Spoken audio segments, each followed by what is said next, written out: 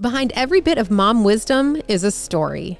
A story of a real mom and real kids just trying to love each other well. Whether you're cozied up on the couch with a mug of coffee or out for a walk, you're welcome to join us as we share stories and laugh, learn, and grow together. It's the iMom Podcast.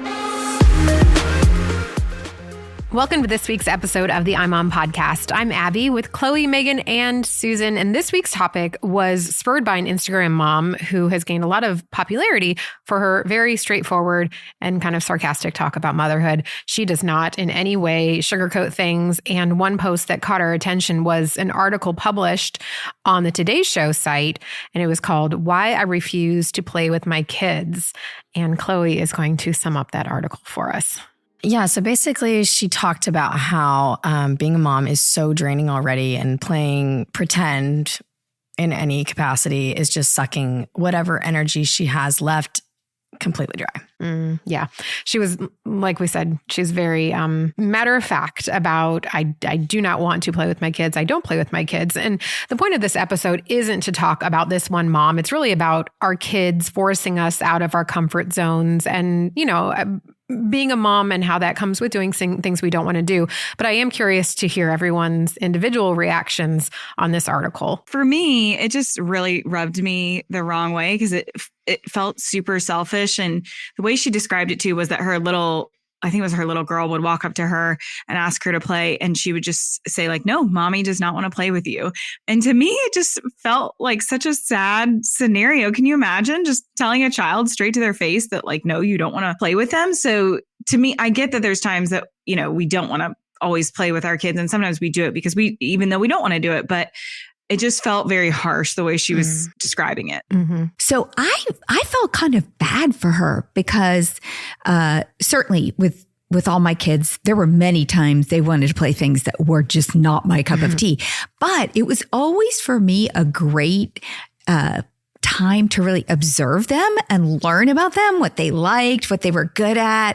I would catch things like, "Oh, wow, where'd you get that down? Didn't know you could do that." Mm-hmm. Or, "Oh, you didn't know how to do that 3 weeks ago." So it was so interesting developmentally.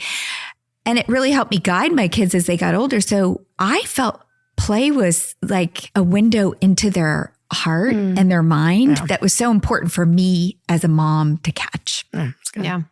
Chloe, I know you kind of shared a little bit when you told the story, but are you in the same boat as Megan and Susan? Yeah, I think so, because I think any relationship requires sacrifice of some sort. You don't just play with people when they want to play what you want to play. I do. Well, actually, I kind of feel this is going to sound weird. I was a little bit, I thought it was kind of refreshing in a way. Like I don't necessarily agree with what she said, but also when we talk about, I just love, sitting with my child and playing Tea Party.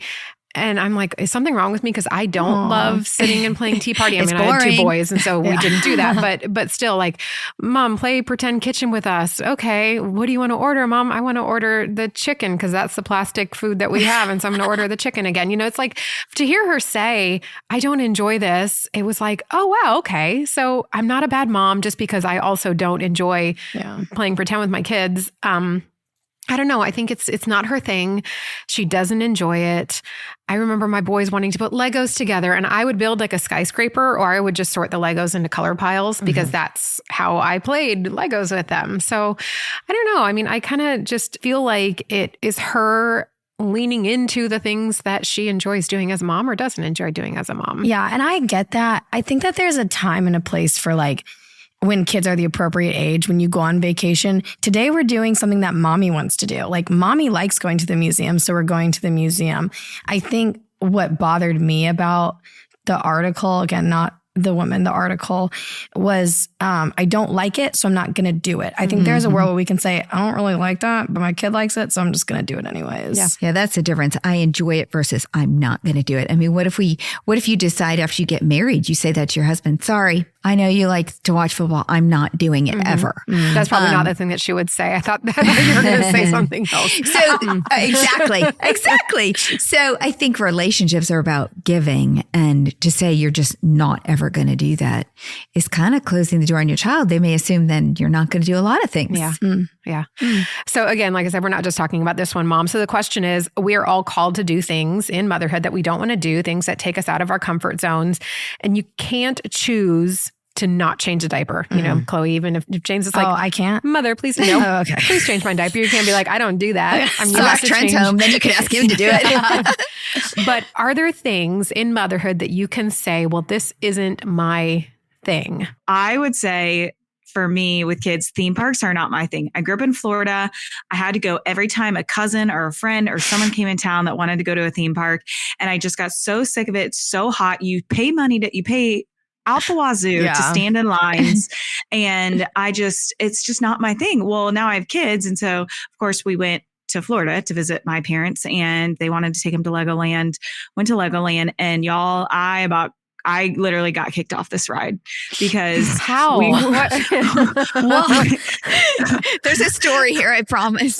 So we were on this ride. It was the Egyptian ride at Legoland, whatever that one is. And of course the ride breaks down right at the end.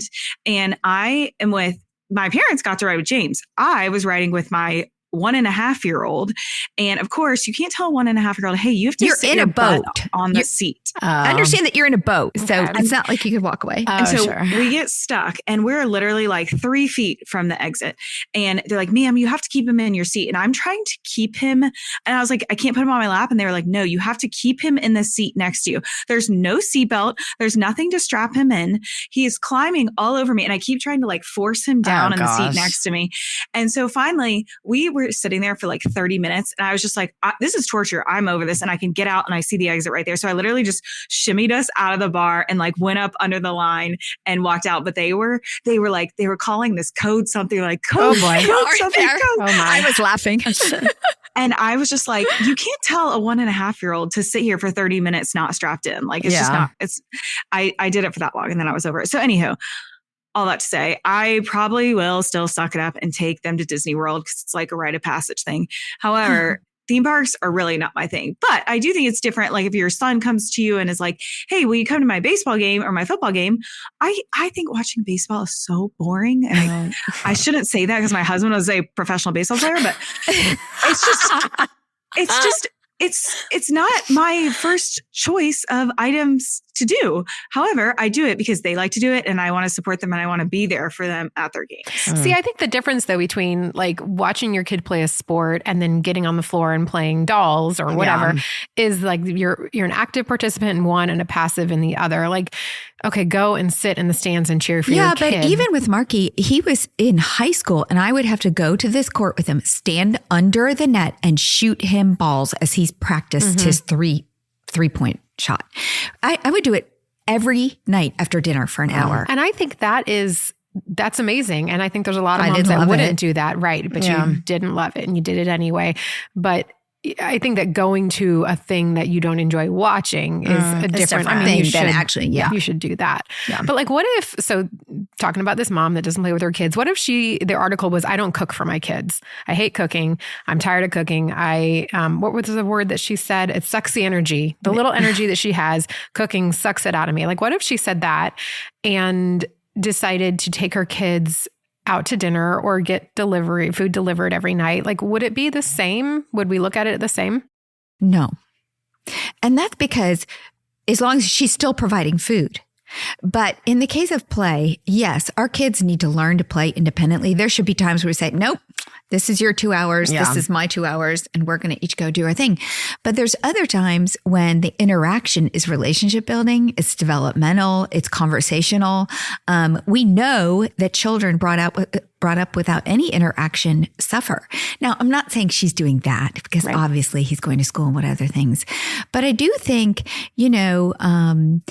it's teaching our children selflessness too. If we all had the right to say, sorry, I don't do that in this world. What if you said that to your boss? Sorry, I don't do that. Or, in school, sorry, teacher, I don't do that. It's not something that we can always say. I mean, there's an appropriate time and place. So if a mother always said that, no, I don't play. Does the child begin to learn that playing isn't important, playing isn't valuable, what I do is not valuable? It's a different message. But I think there's a balance there too. Yeah.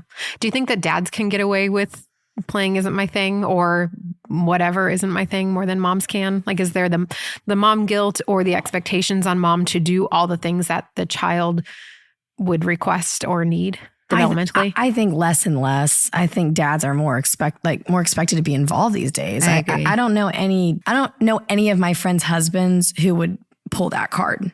Like, I think dads today are not doing that. Yeah. I think sometimes dads are sillier too. Like, I don't know, for whatever reason, there's more wrestling, more everything, more silliness. There's a hormone, like love is received and it's released in a kid's brain. It's released when a mom is nurturing and affectionate. That feeling of, oh, I'm loved by my mom is released in a kid. And when a dad plays with a kid, that feeling is released. So it's the playfulness from a dad that makes a kid feel connected to the parent. And it's the love and nurture from a mom that makes them feel loved. And I think as long as a mom chooses what she does too and pours in, like, okay, if there's some things you can't do everything for your kids, obviously, like the roller coasters. If you're afraid of roller coasters, you're not going to take your child on a roller coaster, but you do have to have those things where you can connect. Yeah. I think another issue and what she's communicating to her kids is that if it's not fun to her, that she doesn't want to do it. And that is communicating that I only want to love you in a way that I like to love. Well, yeah. And obviously all throughout motherhood, we have to sacrifice and love our kids in ways. And I don't even know if they pick up on that half the time. I think that we don't usually use words that, we just do it. But Susan said this, and I think it is a great point. It's communicating something to a small child that maybe later down the road will say, well, my mom didn't care about what I cared about then. I'm not going to open up to her now. And I think we have to take every opportunity to look into those windows of our kids' hearts, like you were saying, Susan, whether that's playing pretend or whether that's sitting up a little bit later past bedtime because my kid's opening up about this thing and I think they're struggling with something and I'm really tired. I spent so much time at work. I'm exhausted, but my kid's opening up. So I'm a great nighttime mom during the daytime. Like when I'm thinking about bedtime, I'm like, oh, well, tonight we're going to lay there and I'm going to ask him these questions. And then once like 9 o'clock rolls around, I'm like, get in bed. Everybody needs to be in bed now. Yeah. See, I think that the first time I heard this story, I couldn't help but think about the Mom I Am test that we have on imom.com and leaning into your strengths as a mother. God gives us different gifts, different interests, and the way that he designed us and built us helps us become the best mom to our kids. And so for me, if I don't like playing pretend, but I do really enjoy walking and talking with my child or cooking with them, or some mom might really enjoy planning a party where all the kids can come over. Like this mom is admitting that this is not the mom she is. Yeah. And so where do we draw that line of like leaning into who you are between that and just doing everything that your kids ask? And maybe that's what she's doing. She's just saying, I don't play pretend, but I play other things. I think that's what was not clear. Probably. Was that a definitive everything?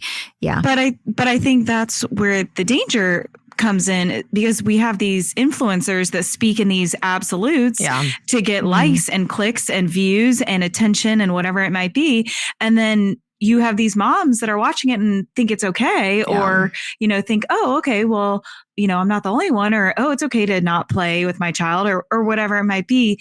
And really these influencers are just doing it to get their platform where it needs to be. Yeah. No, you're right. She probably doesn't. If she was sitting around with her girlfriends, she probably wouldn't be like, I do not play with my children. Yeah. She probably would say it much more gently and more conversationally, but it needs to fit in a tweet or in a little, pop out box in an article.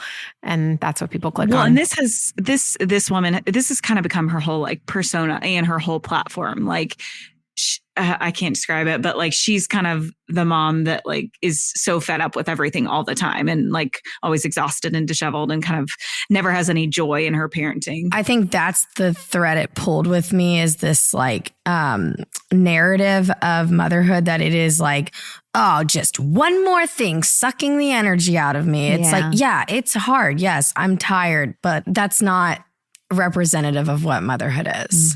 So what's the takeaway for a mom who's listening now? When you have to do one of these things that you don't enjoy or something that pulls you out of your comfort zone, what do you tell yourself? How do you give yourself that pep talk to just do it? Or do you say you put on your Nikes and you go? I'll tell you what I do. I set a 15-minute timer. And I go, do this as good as you can for 15 minutes and see where it gets you. Because sometimes 15 minutes goes by and I'm like, that wasn't that bad. I'll keep doing it. Is that what Trent says? I'm just kidding. Sorry. Oh, gosh. 15 minutes. Just give it 15 minutes. See what happens. Poor Trent. That was great. Okay, so what would you, that was a good tip. Great idea, Chloe. I love that. Thanks. Megan, do you have anything to add to that? Sometimes I just have to force myself. There's really, there's 20 other million things I should be doing, but sometimes I'm like, no, they really want to go do this and I just have to go do it. Now, to Chloe's point, I will say, hey guys, I can come do this for X amount of time, but then I do have to go back to whatever I was doing or whatever it might be. And sometimes there's a lot of like whining and complaining at the end of that, but I don't really have any tricks. It's just kind of something. I like that, Megan, the expectation of time. That's a really good tip. Yeah, I'll do the same thing for sure. You guys actually kind of took my answer because that's what I was going to say. I'll give them 10, 15 minutes. And I do think my kids know now that they're 11 and 12, they know the things that I really don't enjoy. So when the little one asks me to throw the football and I do it, even if I only do it for a few minutes, that's really all he needs. He doesn't really want me to go out there. Not that he doesn't want an hour. He is happy with 10 minutes. And then he knows this is not something mom's comfortable with. And she did it. And I think that communicates even louder that I love them and that I want to be with them. I want to spend time with them. One other thing I will add, I would also say, sometimes I'll say, you know what? That's a great activity for you to go do with your dad. Or, whatever it might be. Sneaky. I like that. Just pass the baton. And so I'm not saying no, I'm just saying I have a better option for you. Better option. I like that. Okay. I would say this. I had two friends who had children in wheelchairs that were tube fed, who could never speak, but could make noises and loved attention. And they're in that season forever. And for me, I guess maybe glass half full compared to the woman who did this on social.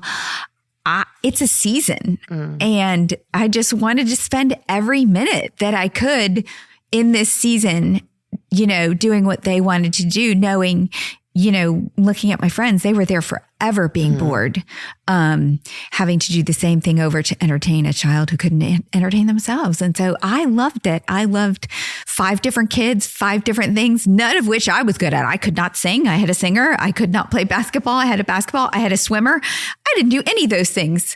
I wasn't interested in any of those things, but I learned. And I love watching them just kind of explore developing until they were gone.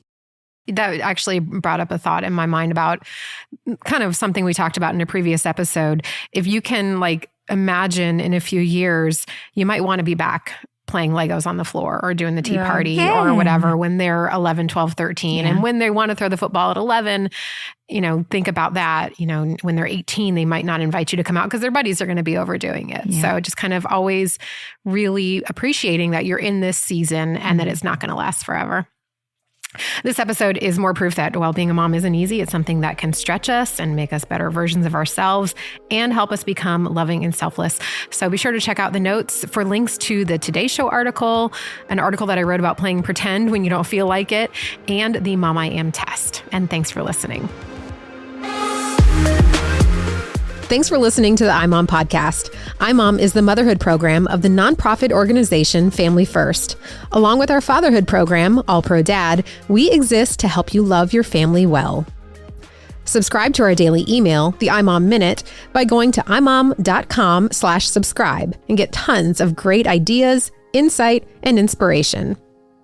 The iMom podcast is hosted by me, Abby Watts, along with Susan Merrill, Megan Tigner, and Chloe Blumenthal.